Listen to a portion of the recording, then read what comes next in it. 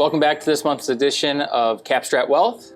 Let's talk about our main topic, which is really focusing on being an executor. And this is something that we work with our clients quite a bit, just in regards to helping them at least have a conversation around who they might want to choose to be an executor. Certainly when a loved one passes away, a family member, friend, you may be the trusted individual they named within their estate plan as the executor. And really within that process, you will see through the distribution of their assets and work through all the details of their estate. Where we're going to dive into kind of like what is required of that role, and also talk about what you shouldn't do if you're in that role. Yeah, that's important too. But even throughout this conversation, we encourage you, if you already have an estate plan in place, to make sure that the people that you've already named as the executor, one, you feel comfortable with. Yep. But then two, keep in mind that can always change, and you can update that on a regular basis if you so choose. The other thing to consider, though, is we have conversations with clients that will say like, yeah, I think I'm part of like 5 or 6 or 7 different estate plans. I know personally I'm named in as an executor in other estate plans. But what's important here is the opportunity to reflect on that role, that responsibility, and think about and confirm that's right for you.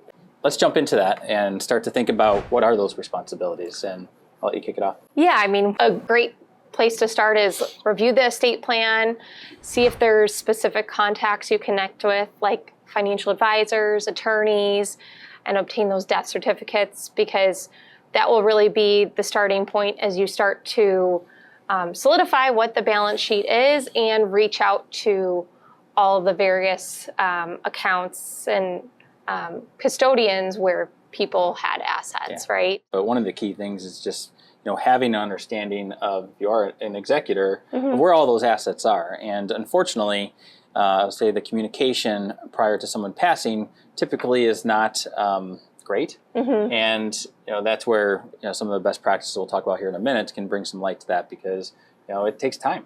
And ultimately the kind of the hunt for all the different assets is something that you want to just be aware of, that you're going to have to go through that process, because ultimately you are taking responsibility for making payments on their behalf. So bills that might be coming through, if there's any debt payments that have to be continued on, that's essentially ultimately going to transition to you as the person that's going to be responsible for the payment of those.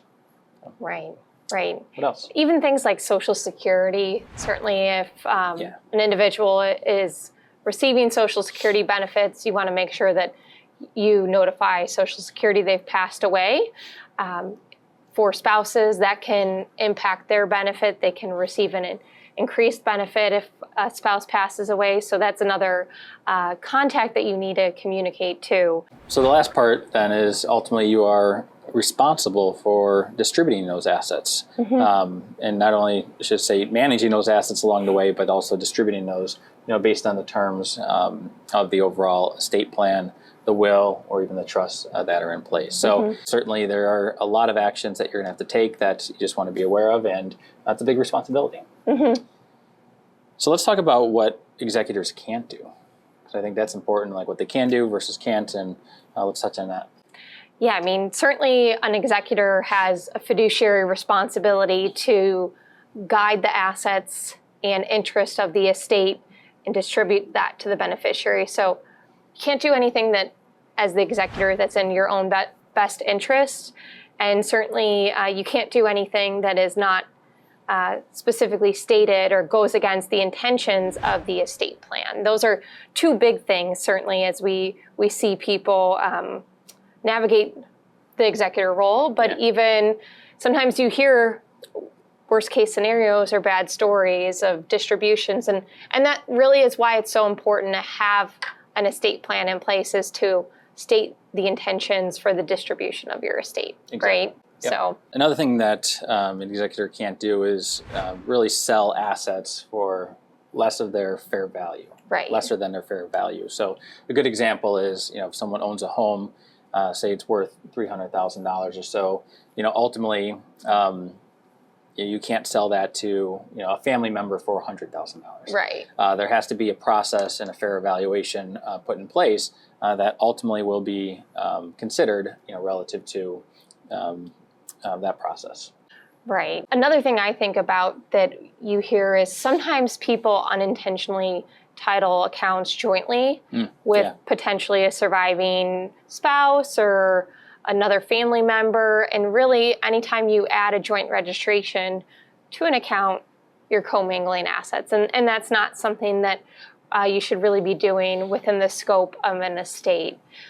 Certainly, fiduciary responsibility, you need to act with prudence, and you have to be mindful that this process is managed by the courts to some extent. So anything that's careless or negligent could be punishable, not necessarily something that was innocently done, but that's where the courts are mindful of the executor's actions within this process. And there's a process, and that's why, to your point around having an estate plan in place, and naming that executor, but also the wishes behind the assets, you're just basically following through what the documents say, right? And making sure that's done in a timely manner. So, right.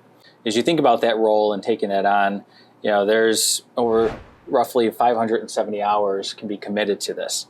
That's a full 24 days, if you think about the amount of hours there. Right. I think I saw another fact that the average estate, along with taking 570 hours, can take at least 16 months to settle. Yeah. And certainly that's depending on the scope of the wealth. And it's a major responsibility and time commitment. What are some of the best practices that we've seen either clients or, in practice of what we've seen others do that has been helpful to at least streamline these responsibilities? Communication is really one of the best practices when it comes to all aspects of your finances.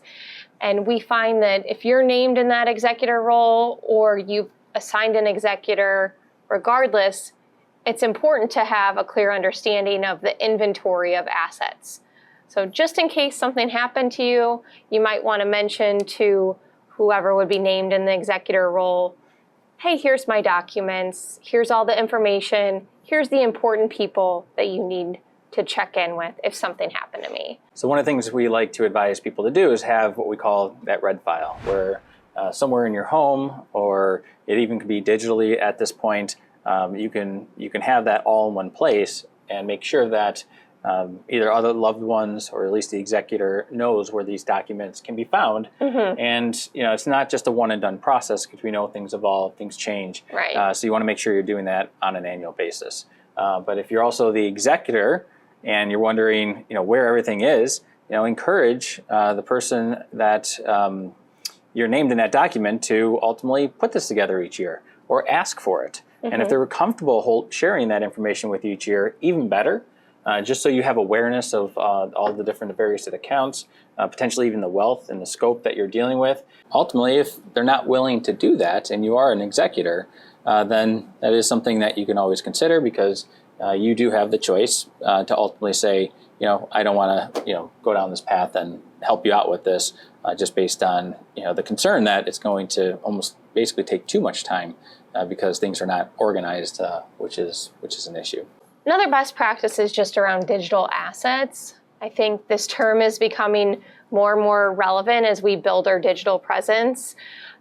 So if you think about online accounts, email, social media, your banking and investment information that's all available online, having someone not have to figure out where to start and documenting some of that information would be very helpful. You can imagine the goose chase someone could be on if they didn't have any statements in the mail, everything was sent to email. So that's something that is becoming more and more critical as you think about building out that inventory of information. Yeah. So. And then the final one I think about is that you're as a fiduciary and ultimately following the guidelines of the documents that are in place. it's also important to know that you don't also have to be an investment manager, and trade the overall portfolio, because at the end of the day, you want to make sure you're doing what's in the best interest of the beneficiaries and make sure you're following it through. What I mean by that, though, is like when someone passes away, there's always there's a step up in basis with a lot of the assets. And many times we'll find there's old concentrated positions in, say some of the tech stocks that have done really well. And ultimately, that's an opportunity to reset, to even, divest of some of those concentrated positions just based on no more tax consequence being there. So the key thing is work with the professionals, but also just know that you don't have to do this on your own. Yeah, I mean, certainly an estate planning attorney drafted hopefully a sound estate plan to really guide you through this estate distribution process. But even looking at an accountant, financial advisors are a big part of the conversation, potentially even a tax attorney, depending on what unusual situations or if there's a taxable state or federal estate. So those are all parties that get involved within the estate distribution. Whether it's us here at Capstrat or another financial professional, it's important to always reach out to them. Hopefully, similar to what we do, we track the entire balance sheet, where all the assets are, and that should be an easy process. So they're usually one of the first go-to people. Right. But also from the estate planning standpoint, the attorney is going to guide you through a lot of this. Just based on their expertise and making sure that you're following the rules and the guidelines of the trust. Okay, so let's wrap up on timeline. So often people are eager to get things in motion, and you don't want to get started too quickly or distribute assets too quickly, right? Because there's a pretty detailed process you have to go through, and you want to ensure that you're not distributing assets before all the bills are paid, before everything is reconciled. Because if you have to go back to the beneficiaries and ask for money, I don't think they'd be too happy about that. So just one other thing to keep in mind is to stay patient. Ultimately, hopefully this conversation is helpful as you reflect if you are named as the executor or you think you may be named as the executor of a family or friend's estate, or even reflecting on your own estate plan and making sure that that executor is still a trusted individual. I think that's a great opportunity to reflect and review your own estate plan. Yeah, and I think it's just, at the end of the day, this is an important role. Not just based on the people you've named in there, but if you're named, you want to make sure that you're also the right fit for that, and you have the ability to follow the process all the way through. So, as Molly noted, hopefully this was helpful. Certainly reach out to us if you have any questions, and we look forward to seeing you next month. Thank you.